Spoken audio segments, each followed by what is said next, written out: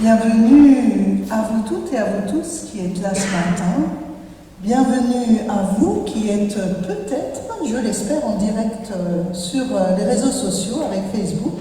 Donc bienvenue à vous pour ce temps de culte. Bienvenue à nous tous. On est heureux de se retrouver, masqués mais heureux. Et puis aussi les personnes qui vont lire le culte sur papier, parce que ça existe aussi, le papier, très important. Et c'est Dieu qui nous accueille ce matin. À l'Église de Dieu, dispersée sur toute la terre, à celles et ceux qui invoquent le nom du Seigneur Jésus-Christ, à vous toutes et tous rassemblés, grâce et paix de la part de Dieu notre Père, de la part de Jésus le Christ, notre Sauveur, de la part du Saint-Esprit, notre Consolateur. Si quelqu'un est tout seul pour louer le Seigneur, s'il est seul comme Élie au fin fond d'un désert, Dieu s'approche en silence et il vient l'écouter. Si deux se réunissent et se plongent en Dieu, si leur cœur ne fait qu'un, comme au soir d'Emmaüs, un troisième s'approche et partage le pain. Si trois sont assemblés pour se tourner vers Dieu, si leur prière est dite au nom de Jésus-Christ, ils sont quatre avec lui présents au milieu d'eux. S'il en est 6 ou 7 ou bien peut-être 12, alors vient l'Esprit Saint dans des lampes de feu, il se pose sur eux pour bâtir son Église. Si c'est la multitude qui loue le Dieu très haut, alors l'enfer tressaille et le ciel se prosterne, le cosmos se remplit d'un chant d'éternité. Oui, frères et sœurs, nous sommes là. Et qu'importe le nombre, qu'importe le lieu où nous nous trouvons, le Christ nous a rejoints. Aujourd'hui, l'Esprit s'est approché et le cœur du Père bat au rythme de nos chants. Seigneur, merci pour ce temps de culte. Merci parce que nous pouvons enfin nous rassembler à nouveau physiquement dans cette maison qui est la nôtre, qui est celle de toutes celles et ceux qui souhaitent y faire halte pour un temps. Amen. Et on va chanter alors une seule strophe de chaque chant. Voilà, on en a choisi 2 quand même. Donc, que nos chants joyeux. Je vous invite à vous lever. L'idée, c'est de ne pas chanter trop fort, de ne pas vous étouffer dans vos masques. Si vous êtes à la maison, alors là, vous pouvez chanter tant que vous voulez.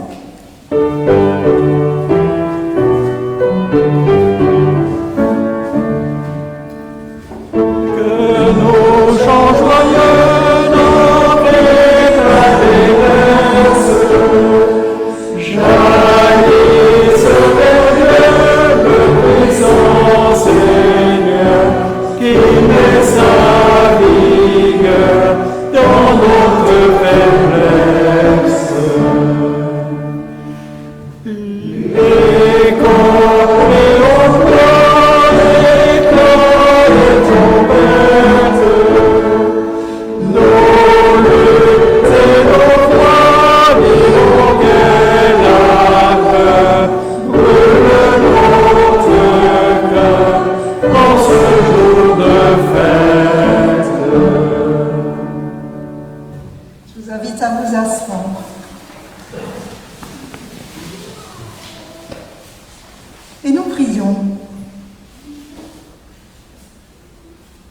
Dieu vivant, aujourd'hui nous voulons te dire merci. Merci pour les choses simples. Devant l'enfant qui joue, une personne qui sourit, merveille. Devant la porte qui s'ouvre, une main qui se tend, merveille.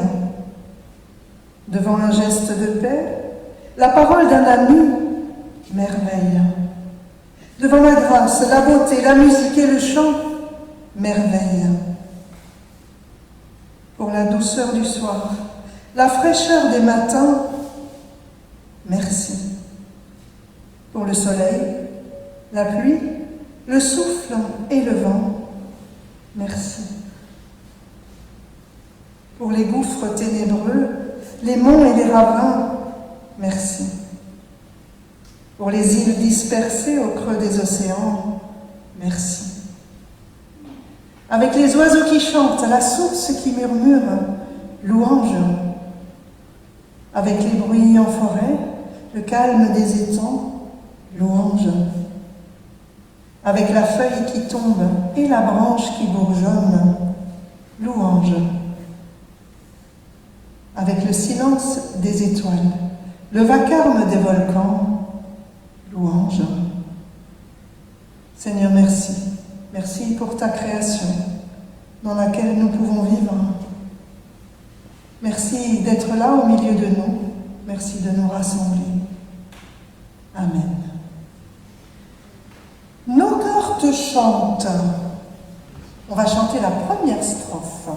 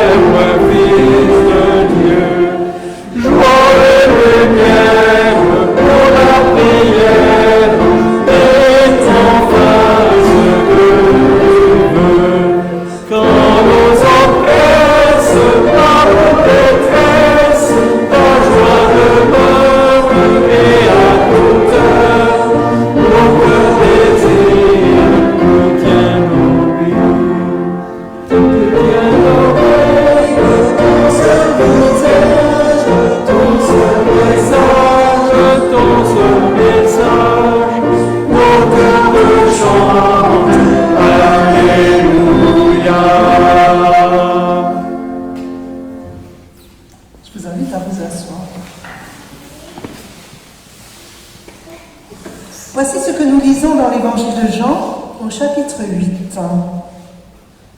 C'est Jésus qui parle et qui dit « Je suis la lumière du monde. Celui qui vient à ma suite ne marchera pas dans les ténèbres. Il aura la lumière qui conduit à la vie. » Et nous prions. Seigneur Jésus-Christ, nous avons besoin que tu viennes visiter nos vies. Visite-nous quand nous sommes désespérés, quand nous tournoyons dans le flux et le reflux de nos hésitations. Visite-nous quand notre maison est murée dans nos silences, envahie par notre péché, encombrée de nos regrets. Visite-nous quand nous portons le poids de nos égarements et quand nous souffrons de nos déchirures. Visite-nous, Seigneur, au jour sans visite, car ton esprit est l'avocat et le consolateur. Oui, nous t'en prions, redonne-nous la joie d'une vie nouvelle. Amen. Et tout en restant assis, nous chantons la première strophe « Quand le soir descend ».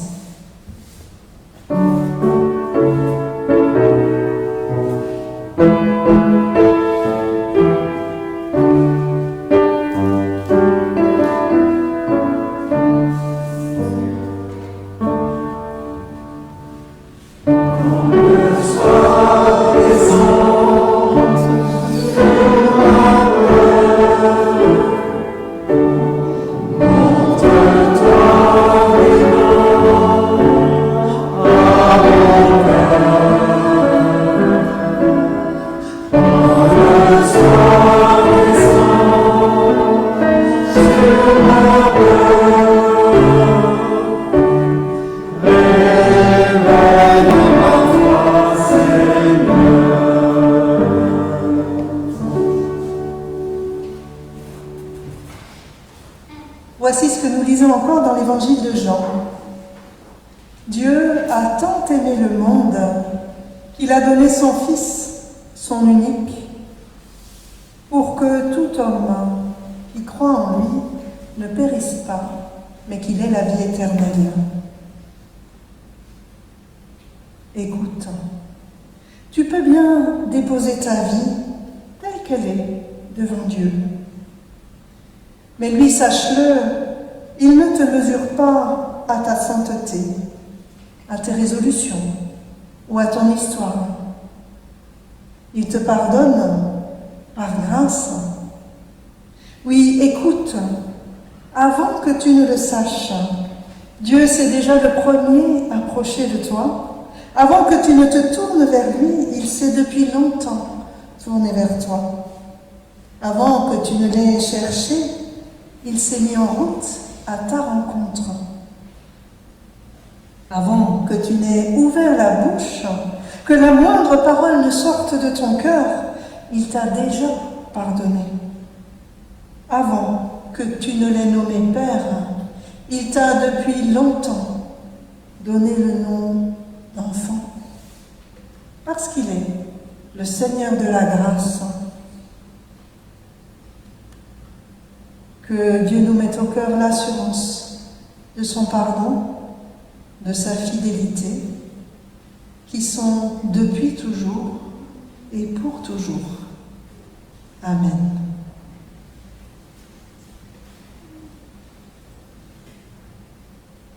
Libre de nos chaînes.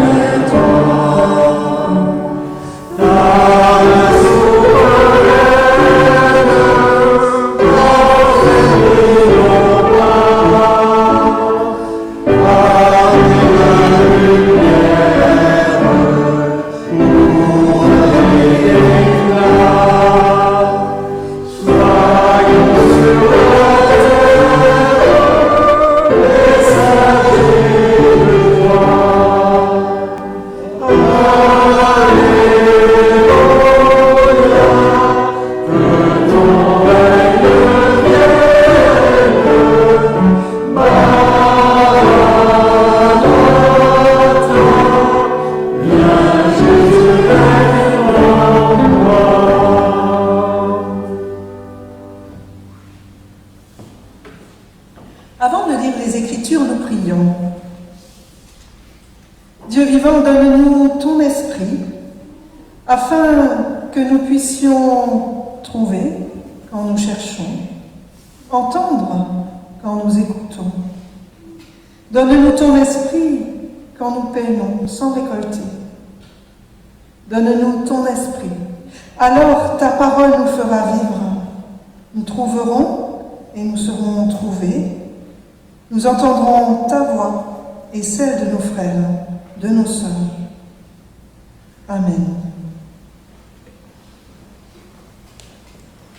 Parmi les lectures qui nous sont proposées pour aujourd'hui, une seule, la lecture de l'Évangile, dans l'Évangile de Jean, au chapitre 3, à partir du verset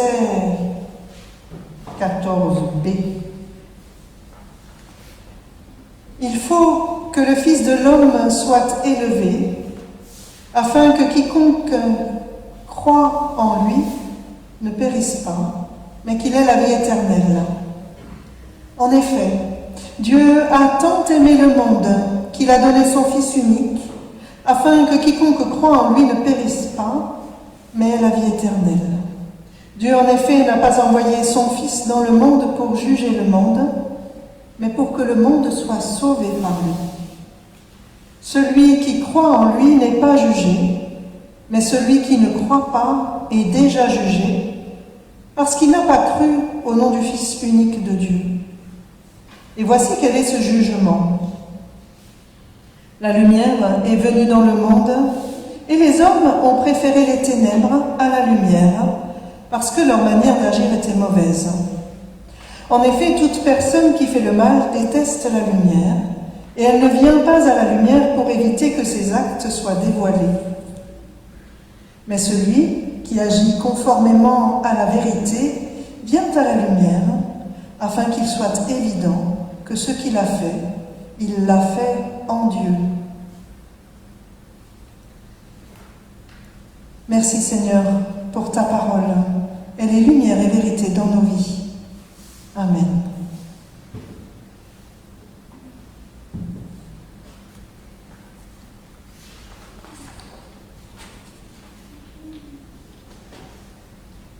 Quelle parole!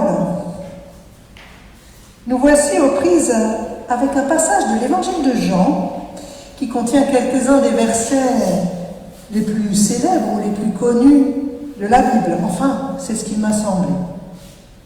Il faut que le Fils de l'homme soit élevé afin que quiconque croit en lui ait la vie éternelle. Dieu a tant aimé le monde qu'il a donné son Fils, son unique, pour que tout homme qui croit en lui ne périsse point, ou ne se perde point, mais qu'il ait la vie éternelle.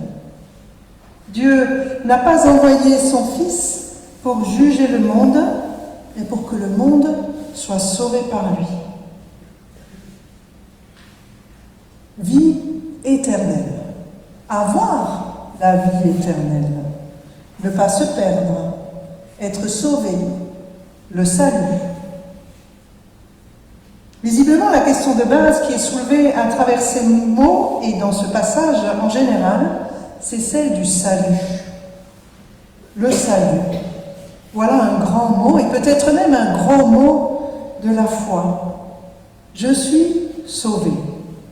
Ou pas. Tu es sauvé. Ou pas. Peut-être que pour certains, cette formulation des choses résonne de manière étrange. À la fois parce qu'on est un peu mal à l'aise avec le fait de dire « je suis sauvé », du mal aussi à se dire « je ne le suis pas »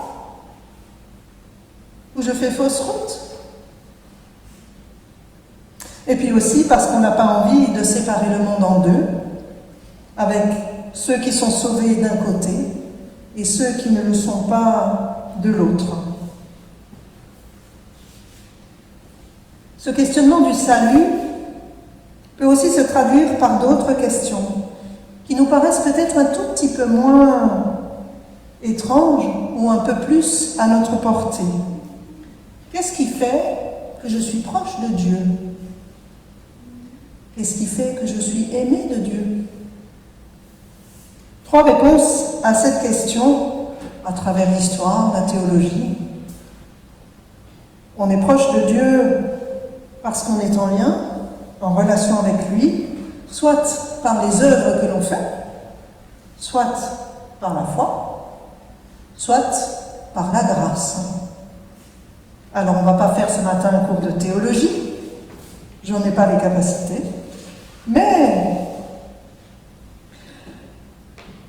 si vous vous souvenez de l'épisode du don de la loi sur le mont Sinaï, les tables de la loi avec Moïse qui les reçoit, on pourrait penser, et c'est une réalité, avec ce don des tables de la loi, la réponse suggérée, c'est « je suis proche de Dieu à travers ce que je fais, en respectant la loi de Dieu ».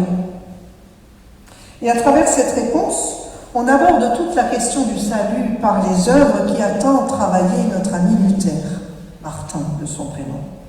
Martin Luther était aux prises avec cette question qui le taraudait, comment est-ce que Dieu peut-il m'aimer ? Et il était désespéré de se dire qu'il ne serait jamais assez aimable, qu'il n'en ferait jamais assez, que de fond en comble, tout ce qui était en lui était péché, enclin au mal, qui n'avait pas une parcelle de chez lui qui était aimable. Et Luther a eu, vous le savez certainement, cette fabuleuse révélation du salut par grâce. Je n'ai pas besoin de mériter l'amour de Dieu. Je n'ai pas besoin de mériter mon salut. Je n'ai pas besoin d'acheter Dieu ou d'acheter l'amour de Dieu à travers les actes que je pose. Le salut, ça ne se monnaie pas. L'amour de Dieu, ça ne se monnaie pas, c'est donné, offert de manière inconditionnelle, sans condition. Et Luther ainsi a découvert ou redécouvert que ce n'est pas lui qui doit s'approcher de Dieu, mais que c'est Dieu qui s'approche de lui. Et qu'il faut que lui, Martin, se laisse approcher par Dieu et qu'il laisse Dieu entrer dans sa vie. À cela, certains ont objecté, mais le salut par grâce, c'est un véritable aurémique paresse. Puisqu'on pourrait se dire, après tout, si Dieu aime tout le monde, alors pourquoi est-ce que je changerais quoi que ce soit à ma vie, puisqu'il m'aime? Pas besoin de faire quoi que ce soit pour qu'il m'aime, donc je fais ce que je veux et tout va bien. Dieu m'aime. Dietrich Bonhoeffer a pointé ça en disant non, la grâce n'est pas un oreiller de paresse. Il a écrit un livre qui s'appelle Le prix de la grâce. Et ce qu'il essaye de pointer lui, c'est que oui, il existe une manière de faire de la grâce une grâce à bon marché, une grâce qui vaut rien. La grâce à bon marché, dit-il, c'est la justification du péché et non du pécheur. Puisque la grâce fait tout toute seule, tout n'a qu'à rester comme avant, toutes nos œuvres sont vaines, le monde reste monde, et nous demeurons pécheurs, même avec la vie meilleure. Le chrétien, donc, n'aurait pas à obéir à Jésus, il n'a qu'à mettre son espoir dans la grâce en espérant qu'un jour, tout est bien et qu'il finit bien. Bon, ça c'est moi qui l'ai rajouté. Dietrich Bonhoeffer, il n'écrit pas comme ça. Il écrit aussi, la grâce qui coûte, c'est l'évangile, qu'il faut toujours chercher à nouveau. C'est le don pour lequel il faut prier. C'est la porte à laquelle il faut frapper. Elle coûte, cette grâce, parce qu'elle appelle à l'obéissance. Elle est grâce parce qu'elle appelle à l'obéissance à Jésus-Christ. Elle coûte parce qu'elle est pour l'homme au prix de sa vie. Elle est grâce parce qu'alors seulement elle fait à l'homme le cadeau de la vie. Elle coûte parce qu'elle condamne le péché. Elle est grâce parce qu'elle justifie le pécheur. La grâce a un coût, effectivement.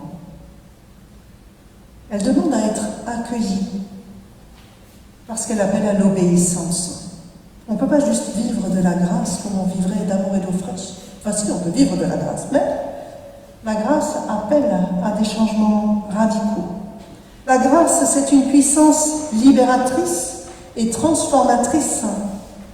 Elle nous libère du poids de la culpabilité liée à mon péché, c'est-à-dire à mes erreurs, mes chemins de traverse, mes parts d'ombre. Elle demande à entrer dans ma vie afin de la transformer de manière radicale. Accueillir la grâce et la laisser transformer ma vie, voilà qui n'est pas une mince affaire. Parce que ça veut dire qu'il faut qu'on se laisse déplacer par la grâce. Il faut qu'on se laisse en quelque sorte inspecter par la grâce. Et Jean, dans son évangile, le dit d'une autre manière. Il annonce le salut par grâce, mais cela suppose la foi, l'adhésion au Christ. Jean le dit haut et fort, Dieu aime le monde, c'est-à-dire qu'il n'aime pas seulement celles et ceux qui se rassemblent en son nom, il aime l'humanité dans son entier, dans son ensemble. Et même pour être plus précis, il aime chaque être humain, individuellement et personnellement. Et pour dire cette attention et ce désir de vivre en lien avec chaque être humain, Dieu a envoyé le Christ pour apporter la lumière qui vient de lui. Et cette lumière est destinée à toutes celles et ceux, à toutes et à tous, toutes celles et ceux qui veulent bien l'accueillir. Cette lumière est une lumière qui est dans le monde. C'est une lumière qui n'est pas cachée quelque part, qu'il faudrait chercher au prix d'une longue quête. La lumière, elle est là, ouverte, pour toutes et pour tous. Une lumière qui a pour vocation d'illuminer celles et ceux qui font la démarche de la recevoir et de l'accueillir. Et c'est là que ça devient intéressant. Cette lumière va nous permettre, si nous l'accueillons en nous, elle va nous permettre de faire le tri. Car si nous la laissons entrer en nous, elle va tout illuminer. Même notre face la moins avouable, celle qu'on essaye à tout prix de cacher. Mais ce qui est bien avec cette lumière qui nous vient de Dieu, c'est que ce n'est pas une lumière qui est intrusive, dévastatrice. Ce n'est pas une lumière agressive qui va nous plonger tout entier, tout entière dans la colère de Dieu. Cette lumière qui nous est offerte et que Dieu nous propose d'accueillir en nous à travers Jésus, ce veut être une aide que je peux accueillir en confiance. Car avec cette lumière, Dieu veut m'amener vers la vie. Alors bien sûr, une telle lumière qui vient nous éclairer, c'est aussi une lumière qui dérange. On n'aime pas trop que tout notre domaine intérieur soit illuminé. Vous savez, c'est comme dans les maisons quand il y a de la poussière. C'est bien quand il n'y a pas de lumière et qu'on ferme le rideau parce qu'on ne la voit pas, la poussière. Puis quand on ouvre, elle danse, la poussière, c'est joli, mais on se rend compte qu'il y en a. La lumière du Christ, celle que le Christ vient apporter, c'est un peu ça. Elle met en lumière nos poussières, nos scories.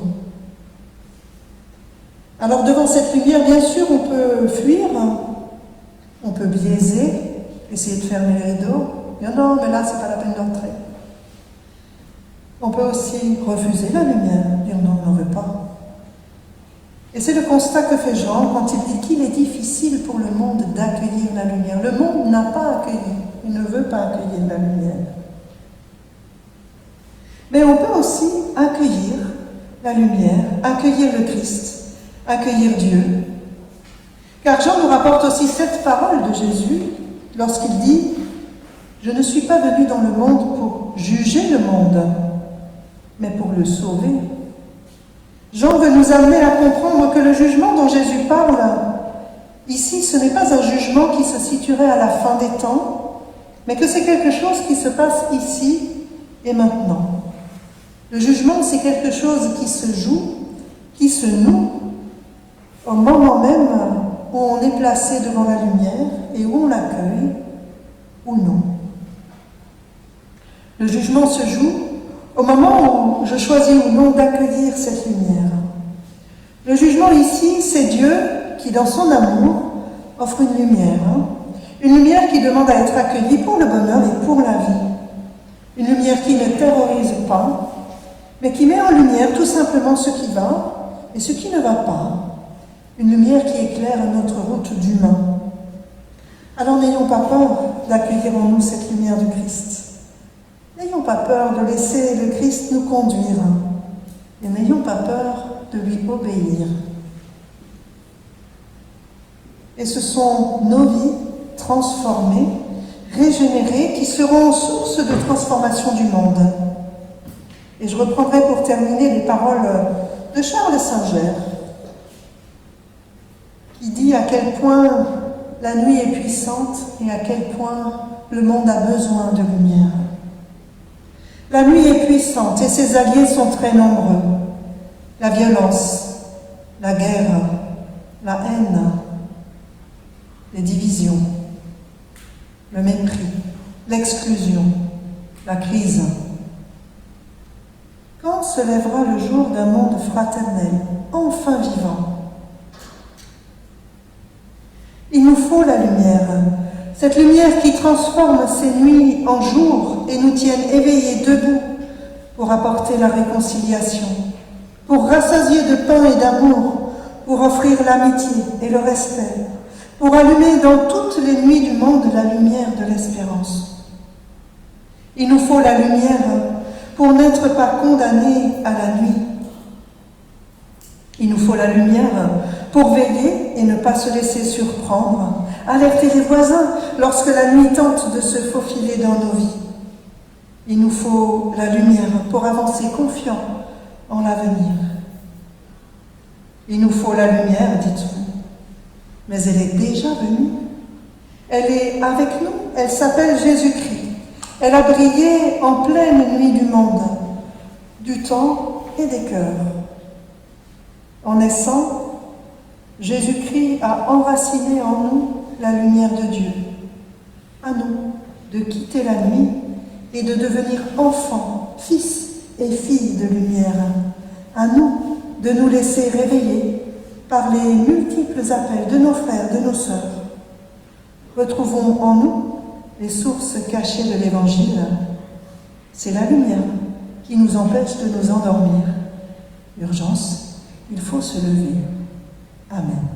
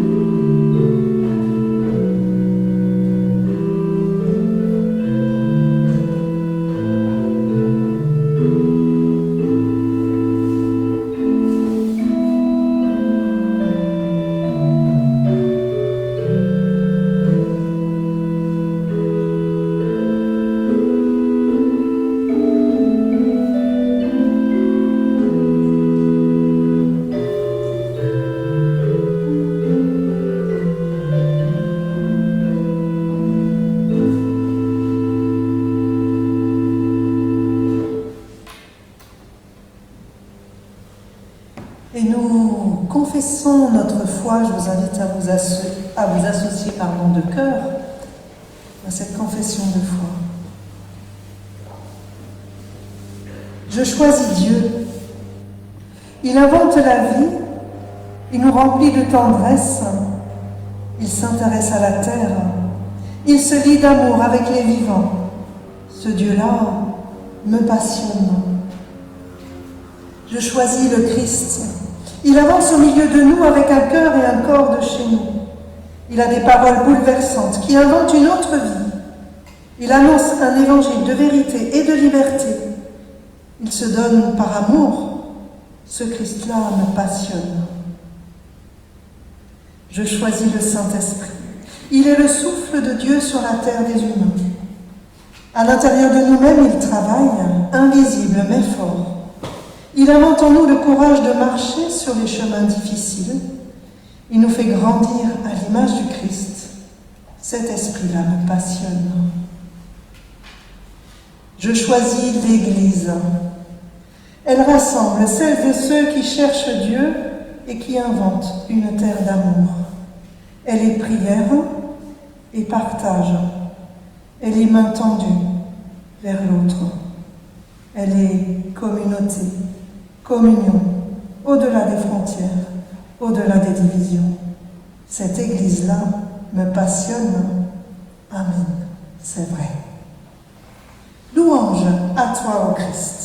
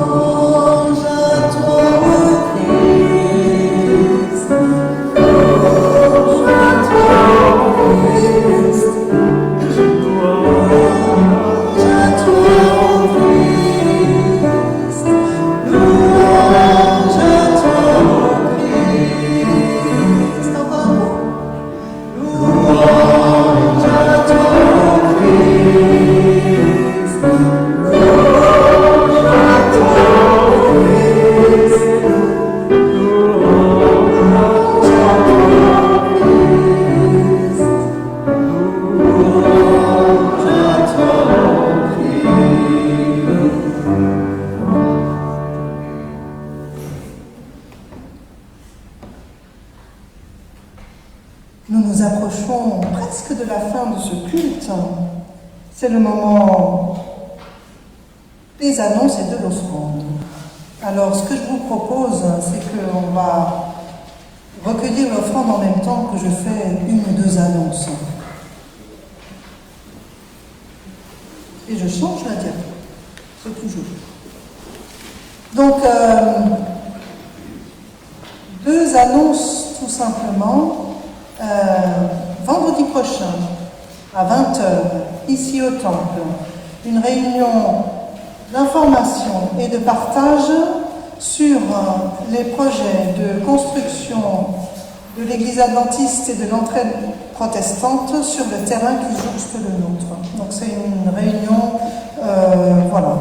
comme c'est dit, ceux qui ont reçu les lettres de nouvelles, c'est dit là-dedans, ce sera encore précisé. Donc voilà, il faut, comme pour le culte, signaler votre présence pour cette réunion, parce qu'on ne peut être que, entre guillemets, 70 dans l'enceinte du temple. Donc, si on est plus de 70, ça veut dire qu'il faut qu'on dédouble et qu'on fasse 2 réunions. Voilà. Donc, merci de signaler votre présence comme vous le faites pour le culte, par mail à Espace Mono ou bien par SMS ou coup de téléphone. Voilà. Tous les moyens de communication sont bons. Et puis donc dimanche prochain, nous nous retrouverons ici même pour le culte à 10h30.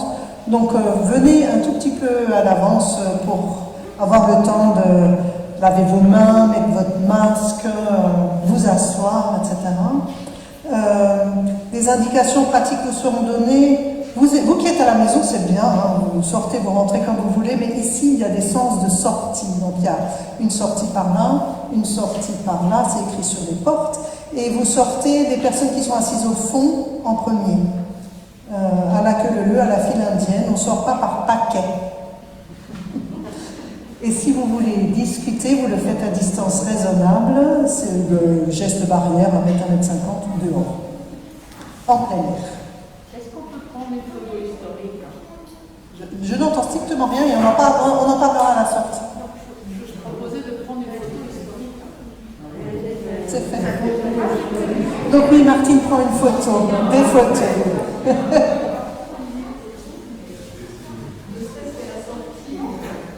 L'association Espace Mono a reçu un petit don de vin, du Morgon et quelques bouteilles de rosé qui sont à votre disposition, moyennant un tarif tout à fait sympathique.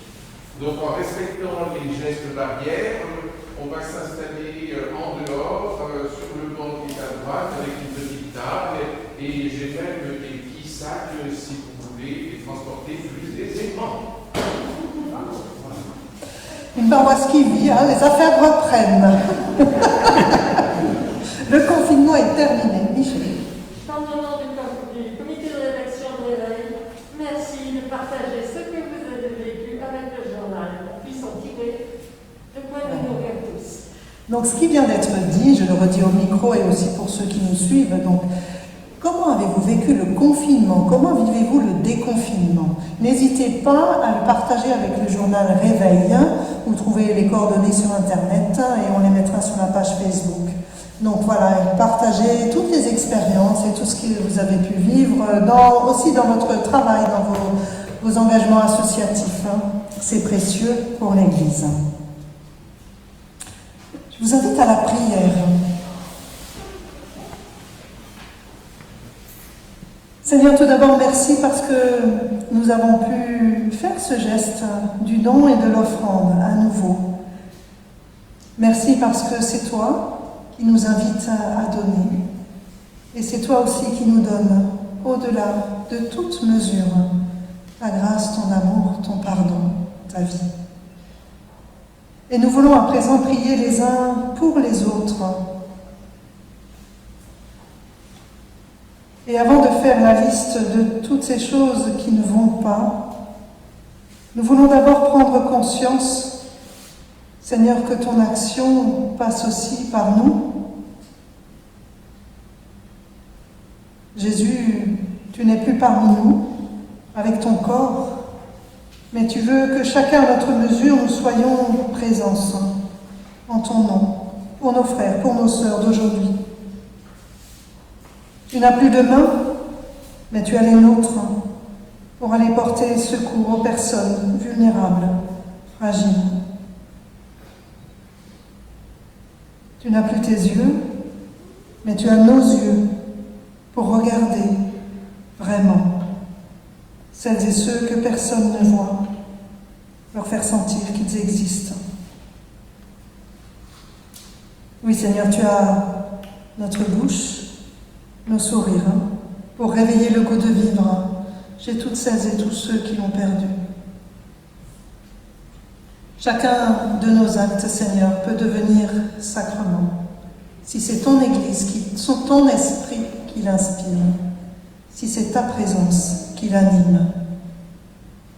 Donne-nous de découvrir la dimension divine et sacrée de nos vies, de nos rencontres, de nos activités, pour qu'elles acquièrent un sens ultime, un goût d'éternité.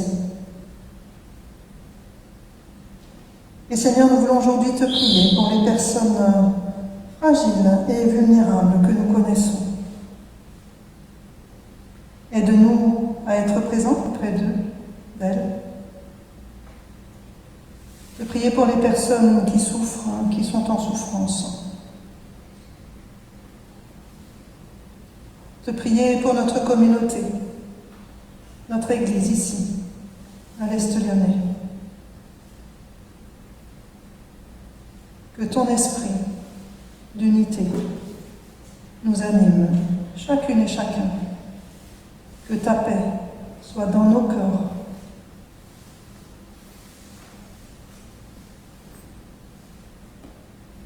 Et toutes nos autres prières, Seigneur, nous voulons les rassembler en te disant la prière que Jésus lui-même nous a enseignée.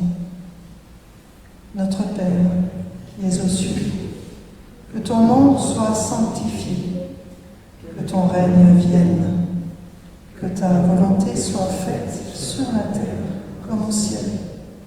Donne-nous aujourd'hui notre pain de ce jour. Pardonne-nous nos offenses, comme nous pardonnons aussi à ceux qui nous ont offensés. Et ne nous laisse pas entrer en tentation, mais délivre-nous du mal, car c'est à toi qu'appartiennent le règne, la puissance et la gloire, pour les siècles des siècles. Amen. Je vous invite à vous lever pour recevoir les paroles d'envoi et de bénédiction. Que le Seigneur nous ouvre les chemins qui conduisent jusqu'à lui, qui nous accompagne tout au long de notre route, quels que soient nos déserts, nos tunnels, nos passages difficiles. Que son amour soutienne notre foi, qui nous aide à le servir dans notre vie de tous les jours, et qui nous bénisse. Au nom du Père, du Fils et du Saint-Esprit, Dieu nous bénit et nous garde. Amen.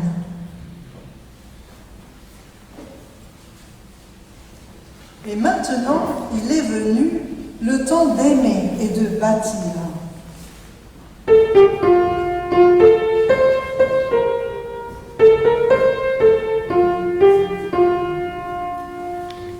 Et maintenant, il est venu le temps d'aimer et de bâtir. Chaque jour de notre vie, le royaume du Seigneur. Je vous souhaite un excellent dimanche et une bonne fête aux mamans.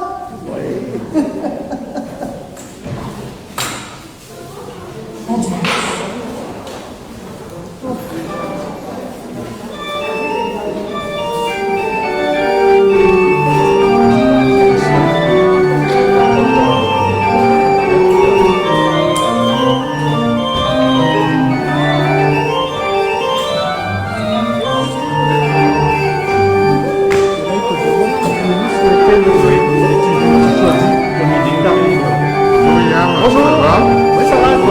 Personne y avait. Il y avait 11, on était 12 en direct qui nous regardent. Oh, moi j'ai